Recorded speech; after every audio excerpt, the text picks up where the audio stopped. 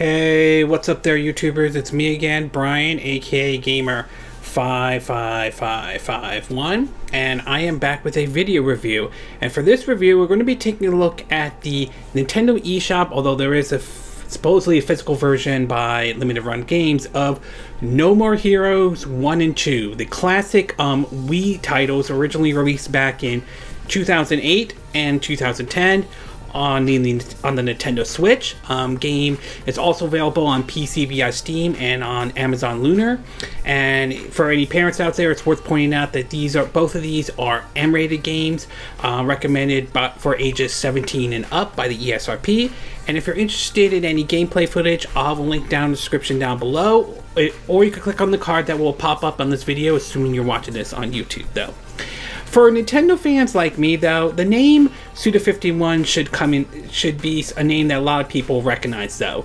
For me, though, and I may have mentioned this before, my first time ever playing a Suda51 game was the 2005 release of Killer 7, a game as part of what was supposedly the Capcom 5. This was a game developed by the creator of Resident Evil and Suda51, and although it was an interesting game, though, control-wise, it was certainly different, but still enjoyable. But for me, it was the first time exploring the world of what Suda51 is known for. But the big one for a lot of people will remember is the game No More Heroes. Originally, the first trailer for that game was shown during a time when the Wii was just starting to come out. It was called Project Heroes before it was originally released in 2008 under the name No More Heroes, a game that starred a character by the name of Travis Tunttown, who wanted to become the #1 spot in the assassination rank, though. The game sold somewhat okay, to be exact, though, and then of course the sequel came out. Both of these games were published by Ubisoft, though, but after No More Heroes 2, though, the series kind of was on hiatus, though, and some people figured the game didn't really sell well. Some of it was to contribute to the fact that although the Wii was a successful system for Nintendo, many felt like Nintendo was just catering to, the casual audience and not the hardcore gamers and all. And over the years, Suda51 has put out other titles as well. Games like the free-to-play Let It Die, to games like Shadows of the Dam, Lollipop Chainsaw with James Gunn, and Killer is Dead. Side note, all three games I would love to see come to the Nintendo Switch, and a sequel if it ever happens on all that. So it was an interesting surprise in 2019 when it was revealed that No More Heroes 3 was coming, a sequel that a lot of us were waiting for outside of Travis Strikes Again, No More Heroes, which was a smaller title that Suda51 announced in 2017 when Nintendo was talking about the Nintendo Switch and all that.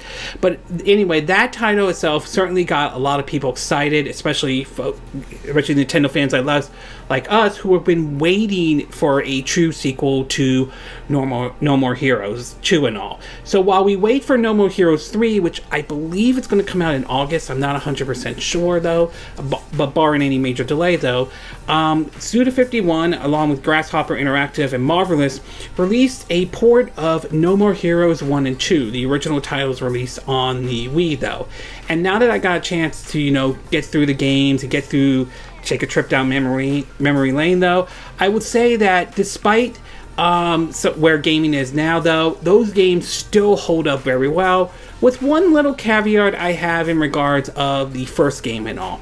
So why don't we get started with the pros and cons, and we'll start off first with the pros. And the first one I do want to talk about is the visuals. And though these games came out during the time of the Wii era, though, the visuals of the game still hold up very well. They use a very it's an interesting art style they use for the games, though, and it does reinforce the argument how video games, in a way, can be an art form, though, and that is true, though. Some video games do come off as a bit of an art form. Games like Legend of Zelda Wind Waker and Capcom's Okami and Beautiful Joe is a very good example of that, and this game I view as as an art form in a certain way, though. Not to mention, it's worth pointing out that both of these games run at 60 frames per second, which is certainly nice, though. I'm glad that it does. It runs better than they did on the Wii, which I believe was like at 30 frames per second. So great that they got both of these games running at 60 frames per second. the next thing I do want to talk about is the story. And if there's one thing I know about Suda51 and a lot of his games that he's put out, though, is that a lot of them tend to be stories that tend to be like out there, but in a enjoyable way. And this one is no exception. For me, though, I feel as though this game definitely has a little bit of a, shall we say, a Quentin Tarantino vibe to the game, and that certainly isn't necessarily a bad thing and all that stuff, though, since there are some good Quentin Tarantino movies out there, and you'll see it in this, combined with the art style, you see it in the style that this game is known for, so that's definitely good. So the story is out there. It may not be for everyone, but I enjoyed it. I enjoyed a lot of the other stories that Suda51 has put out, and this one is certainly no exception at all.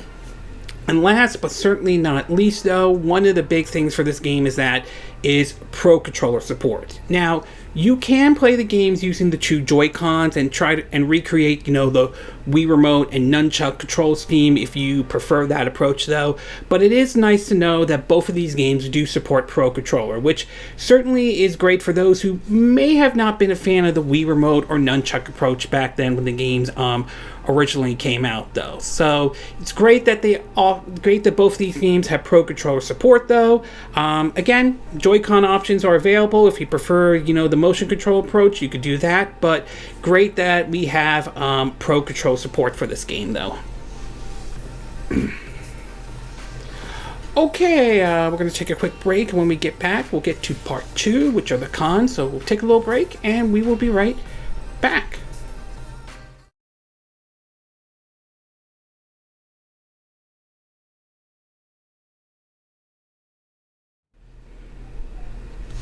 Okay, and we are back with part 2 of my video review of No More Heroes 1 and 2 on the Nintendo Switch.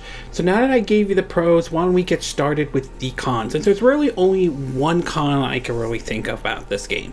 Now, I do like both games, to be exact. Both their games are still fun, they're still enjoyable and all that. And of course, as I mentioned, Pro controller support is great that they added into this game. But if there is one thing I would like to say, though, is that I feel that No More Heroes 2 is a better game than the original No More Heroes 1. While I still think No More Heroes 1 is a fun game, there are some areas I feel that No More Heroes 2 does a bit better, mainly the open world part. Now, I'm not saying the open world part in No More Heroes 1 is by any stretch bad. It's nowhere near like, say, Ubisoft's like open world, like No More Heroes part. I'm not saying it's like that or anything like that, but I feel as though it's a bit, looking back at it now, I feel like it's a bit unnecessary to have it, though, compared to No More Heroes 2, where they ditch the open world part and just go straight to, go straight to the areas and all that stuff. Some people might argue that takes away some of the explorations, as there are hidden areas in No More Heroes 1 for you to discover, especially if you want to, level up your character and all that stuff. And I don't completely disagree with that argument, but I just feel like was just unnecessary. It was just put in there and all that stuff. It's not, like I said, not bad, though. Unlike No More Heroes 2, it just gets, you go straight to where you need to go, whether it's a side mission, whether it's doing any of, the exercise to make Travis' touchdown be stronger, or go to Naomi's lab to get, more powerful, like beam katanas, or upgrade your current beam katanas and all, or go straight to the levels and all that stuff, though. Although, side note, though, in the first one, you had to pay an entry fee to go to the rankings, though, where in No More Heroes 2, that's not really there or anything like that. So, both games are still good, don't get me wrong about that, but I just feel that No More Heroes 2, I feel, is the better game than No More Heroes 1 is, though, even though I still enjoy both those games, to be exact, though. Overall, No More Heroes 1 and No More Heroes 2 on the Nintendo Switch are still enjoyable games. They're like cult classics in my view, and they're definitely worth picking up, especially if you're looking forward to No More Heroes 3, to be exact. The gameplay still holds up very well, especially the game's visuals, though, which still maintains, how video games can be an art form. Great that it runs at 60 frames per second. The story is, although out there, but still enjoyable, and controls, Pro control support is definitely good, and as I mentioned earlier, you can use the Joy-Cons if you want to reenact, the Wii Remote and nunchuck, though. Still, looking back at it, though, I still think No More Heroes 2 is the better game, though, mostly because it ditches the open world part, though. But in either way, that's a minor con, and I still think both games are still enjoyable nevertheless. Do I think both games are better than, say, Travis Strikes Again, No More Heroes? I would say yes. I still think those games are better, though. Even though I don't hate Travis Strikes Again, No More Heroes, I still think that's a good game. It's just nowhere near as good as No More Heroes 1 and 2 is, though. But either way, both No More Heroes 1 and 2 are still a good game. It's worth picking up, especially if you're looking forward to No More Heroes 3 when that comes out, though. Regardless if you get it through the Nintendo eShop or if you manage to get it through a physical version through limited run games, it's worth picking up if you are a fan of Suda51, though. Here's to hoping that Suda51 continues to support the Nintendo Switch, and as I mentioned, I wouldn't mind seeing ports of like Shadows of the Dam, Killer is Dead, or Lollipop Chainsaw coming to the Nintendo Switch. Hell, I would be open for a sequel to any of those games if they do come over. But in either way, No More Hero fans, this is definitely a recommendation. I would recommend picking up No More Heroes 1 and 2, especially if you're looking forward to No More Heroes 3 when that comes out onto the Nintendo Switch.